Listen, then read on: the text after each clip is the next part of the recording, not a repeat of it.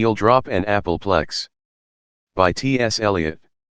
Eeldrop and Appleplex, 1917, are skeptics who spend all their time people watching, comparing their intuition and philosophies of individualism.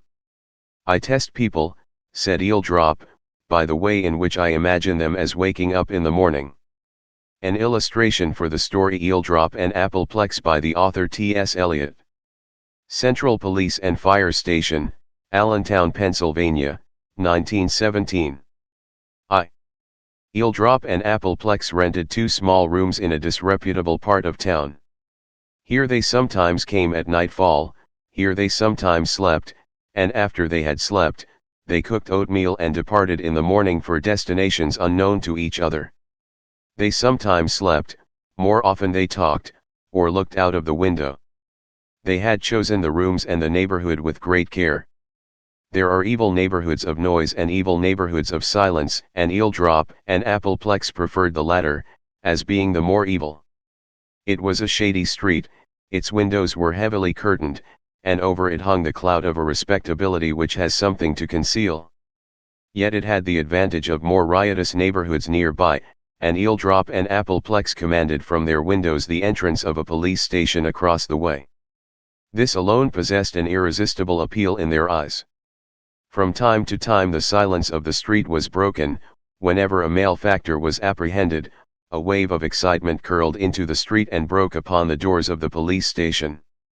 Then the inhabitants of the street would linger in dressing gowns, upon their doorsteps, then alien visitors would linger in the street, in caps, long after the center of misery had been engulfed in his cell. Then Eeldrop and Appleplex would break off their discourse, and rush out to mingle with the mob. Each pursued his own line of inquiry. Appleplex, who had the gift of an extraordinary address with the lower classes of both sexes, questioned the onlookers, and usually extracted full and inconsistent histories. Eeldrop preserved a more passive demeanor, listened to the conversation of the people among themselves, registered in his mind their oaths, their redundance of phrase, their various manners of spitting, and the cries of the victim from the hall of justice within. When the crowd dispersed, Eeldrop and Appleplex returned to their rooms. Appleplex entered the results of his inquiries into large notebooks, filed according to the nature of the case, from A, adultery, to Y, yeggman. Eeldrop smoked reflectively. It may be added that Eeldrop was a skeptic, with a taste for mysticism, and Appleplex a materialist with a leaning toward skepticism, that Eeldrop was learned in theology, and that Appleplex studied the physical and biological sciences. There was a common motive which led Eeldrop and Appleplex thus to separate themselves from time to time, from the fields of their daily employments and their ordinarily social activities. Both were endeavoring to escape not the commonplace, respectable, or even the domestic, but the too well pigeonholed, too taken for granted, too highly systematized areas, and in the language of those whom they sought to avoid they wished to apprehend the human soul in its concrete individuality. "Why," said Eeldrop, "was that fat Spaniard, who sat at the table with us this evening, and listened to our conversation with occasional curiosity, why was he himself for a moment an object of interest to us? He wore his napkin tucked into his chin, he made unpleasant noises while eating, and while not eating, his way of crumbling bread between fat fingers made me extremely nervous. He wore a waistcoat café au lait, and black boots with brown tops. He was oppressively gross and vulgar. He belonged to a type, he could easily be classified in any town of provincial Spain. Yet under the circumstances when we had been discussing marriage, and he suddenly leaned forward and exclaimed, 'I was married once myself,' we were able to detach him from his classification and regard him for a moment as an unique being, a soul, however insignificant, with a history of its own, once for all. It is these moments which we prize, and which alone are revealing. For any vital truth is incapable of being applied to another case, the essential is unique. Perhaps that is why it is so neglected, because it is useless. What we learned about that Spaniard is incapable of being applied to any other Spaniard, or even recalled in words. With the decline of orthodox theology and its admirable theory of the soul, the unique importance of events has vanished. A man is only important as he is classed. Hence there is no tragedy, or no appreciation of tragedy, which is the same thing. We had been talking of young Bistwick, who 3 months ago married his mother's housemaid and now is aware of the fact. Who appreciates the truth of the matter? Not the relatives, for they are only moved by affection, by regard for Bistwick's interests, and chiefly by their collective feeling of family disgrace. Not the generous-minded and thoughtful outsider, who regards it merely as evidence for the necessity of divorce law reform. Bistwick is classed among the unhappily married. But what Bistwick feels when he wakes up in the morning, which is the great important fact, no detached outsider conceives. The awful importance of the ruin of a life is overlooked. Men are only allowed to be happy or miserable in classes. In Gopsam Street a man murders his mistress. The important fact is that for the man the act is eternal, and that for the brief space he has to live, he is already dead. He is already in a different world from ours. He has crossed the frontier. The important fact is that something is done which cannot be undone, a possibility which none of us realize until we face it ourselves. For the man's neighbors the important fact is what the man killed her with. And at precisely what time. And who found the body. For the enlightened public the case is merely evidence for the drink question, or unemployment, or some other category of things to be reformed. But the medieval world, insisting on the eternity of punishment, expressed something nearer the truth.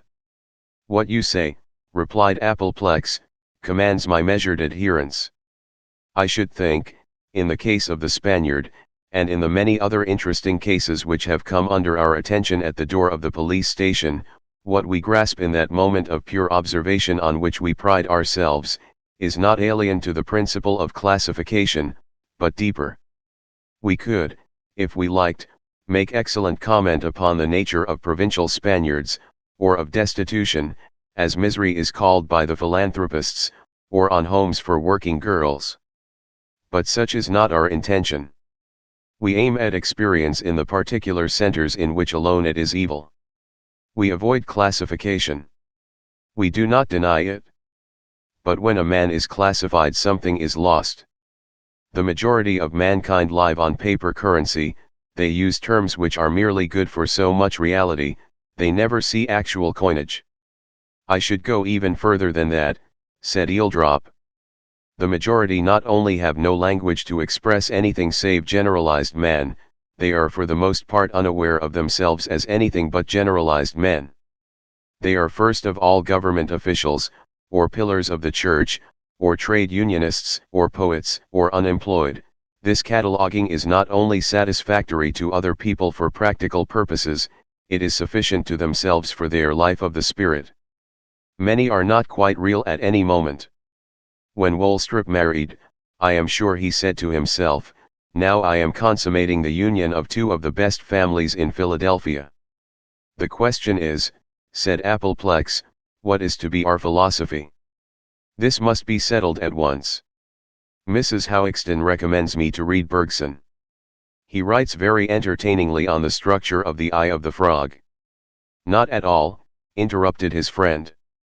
Our philosophy is quite irrelevant.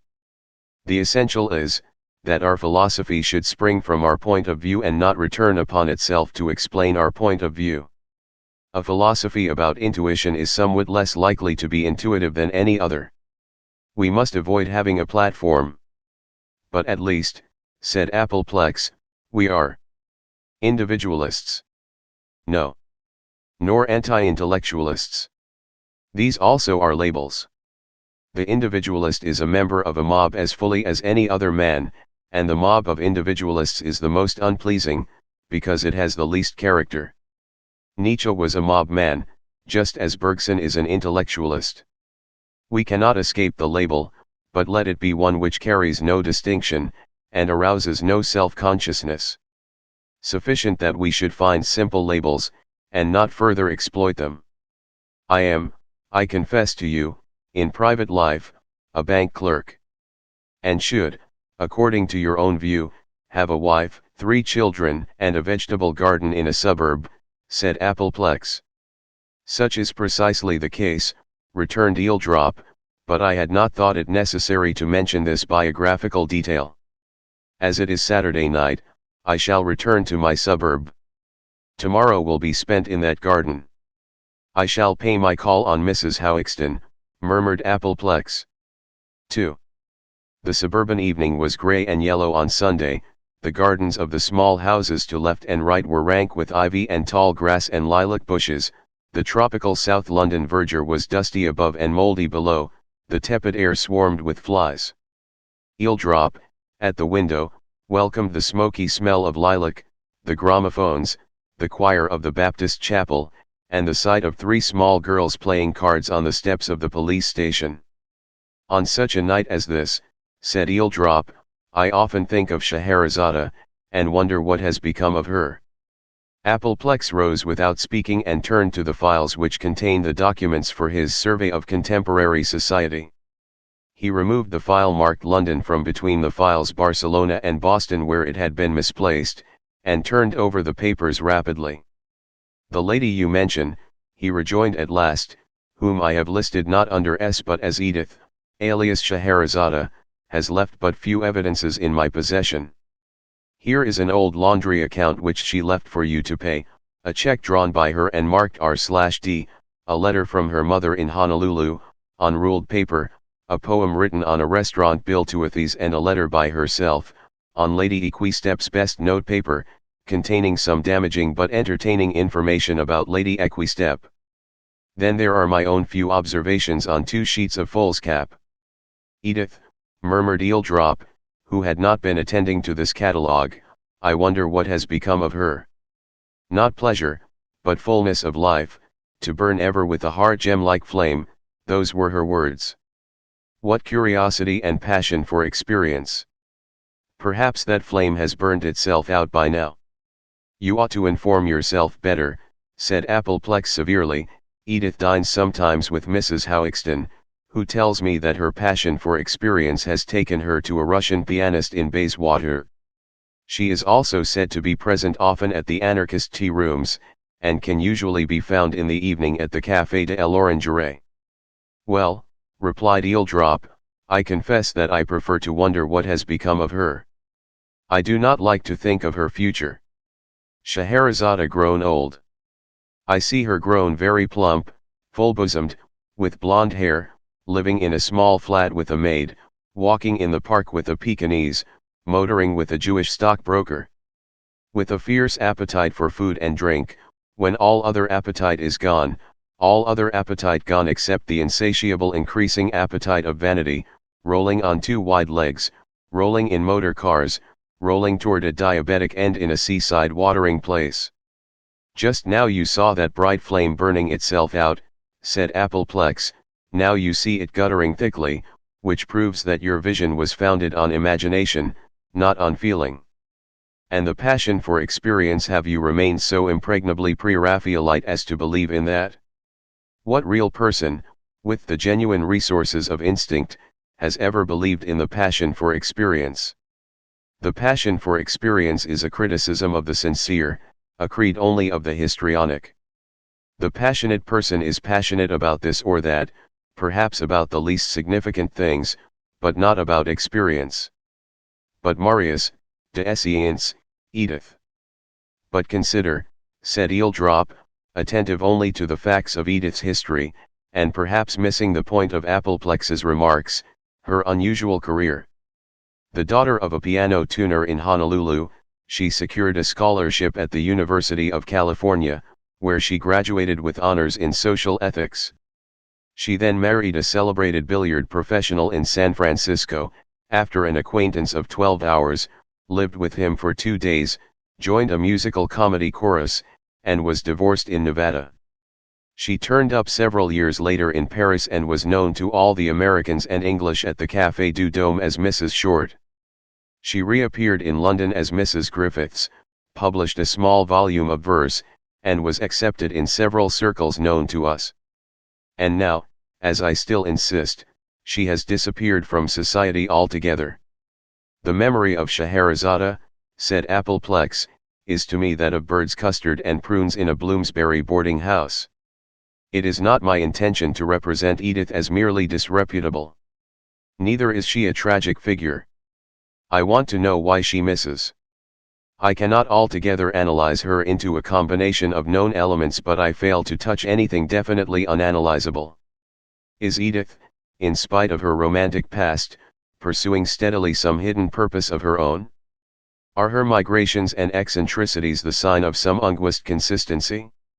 I find in her a quantity of shrewd observation, an excellent fund of criticism, but I cannot connect them into any peculiar vision.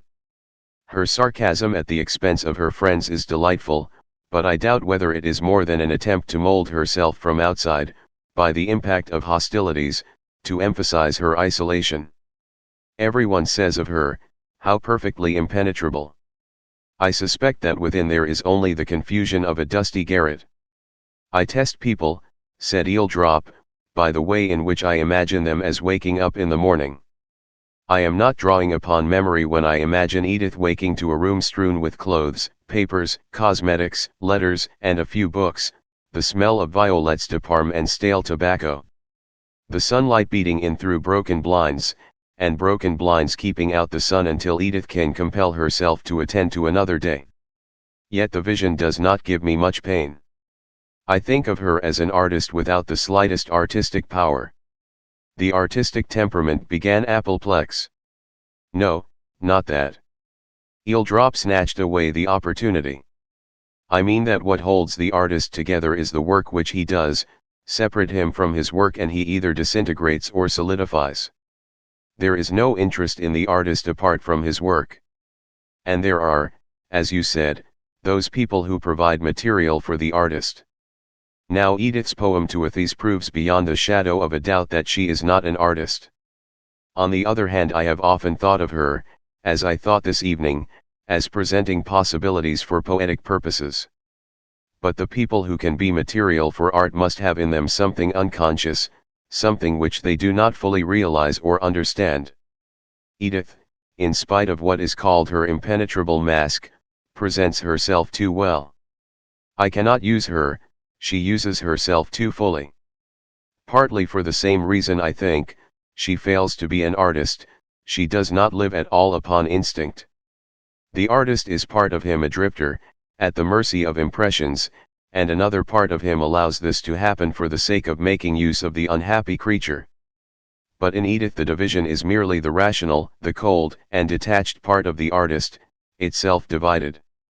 Her material, her experience that is already a mental product, already digested by reason.